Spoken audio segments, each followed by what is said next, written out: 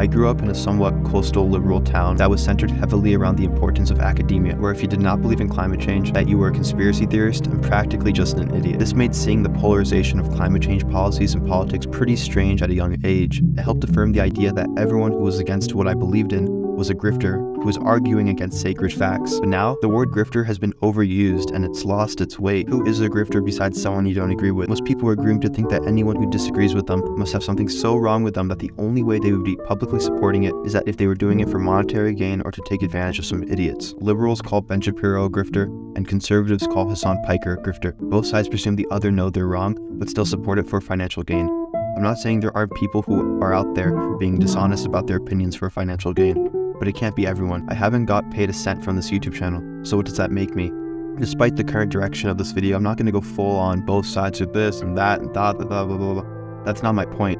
I just think most people disagree on less than it seems. For example, climate change. On the side of pro-climate change, there's a bunch of academic papers talking about carbon emissions and ice melting. But on the side of people who don't believe in climate change, it's not about the science being wrong, but the institutions lying for whatever reason. They think the whole system is corrupt. Even if some facts about emissions are correct, they think it's all a ploy for authoritarian globalists to gain more power. Obviously, one side trusts the government less than the other side. My point is that when they talk to each other, they don't address that difference in opinions. One side argues about science and the other side argues about politics. They're not actually addressing the point of which they disagree on. So when two individuals who are not professional research scientists disagree on whether we should remove all gas stoves, it's not really about science, even if one of them took AP chemistry in high school. The disagreement is whether you believe that the institutions who are declaring such actions as good for the environment are actually acting in good faith. The bad part is, science is probably one of the more quantitative, controversial issues, if you can call it that, meaning that there is probably more so a real truth to be found. I'm not saying all science issues are black and white, but out of every topic, science issues are probably more so black and white. But what about economic issues or even cultural ones?